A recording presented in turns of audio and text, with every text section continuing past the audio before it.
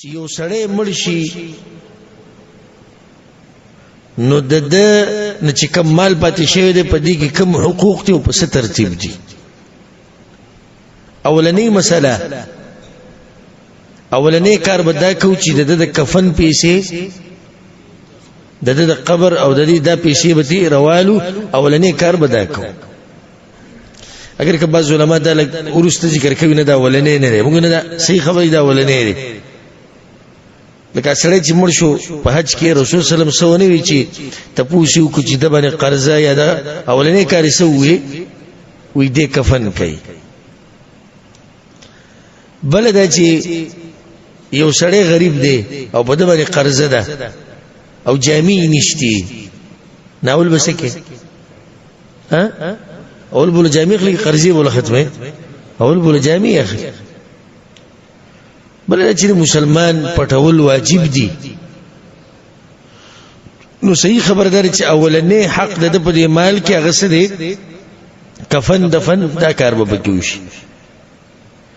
دا غینه بعد بیا هغه قرضې چې کومه بده باندې دي کاغه قرضې تعلق ساتي د ذات سره او د مال سره او کاغه حقوق د الله او که حقوق د چای د خلقوي.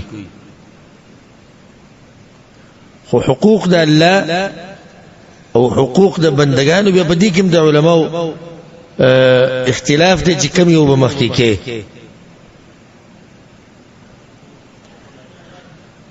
زما خپل ځاني سره په دې مطمئن کیږي چې حقوق العباد به مخکې کې د دې لپاره نه چې حقوق الله سپک ګڼول یعذ بالله نه، د دې لپاره چې الله سبحانه وتعالى مهربان بادشاہ دی. نو د دې انسانانو هغه باور کوي چې دوی څوک نه معاف کوي. دي شي وي مړ خبرې په شي خنه دي خو خبرې په شي خنه دي او د درې په شي ووري د چې په لا خاجي بیا به څه کوله. نو انسانان اکثر سره نه معاف کوي. نو دوی لا معاف کوي والله مهربان بادشاہ دی. کله کې پاتې شوي هغه به کوم پوره کو کله پاتې نشو الله ته دعاګانې بغواړو چې الله معاف وکړي. نو د دینه بعد بیا وصیت ته د دینه بعد سره وصیت او د وصیت نه بعد بیا د میراث تقسیم او ترتیب ته معلوم شو. اولنې کفن او قرضه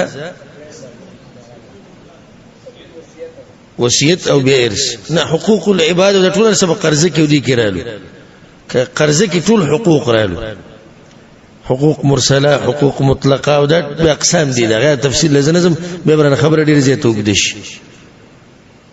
بیا موږ دا مسله بیانول چې سړی مړ شو دا غنه مال پاتې شو نو په دې طریقه کې دا مال چې کوم دی په دې کې نور حقوق مشته.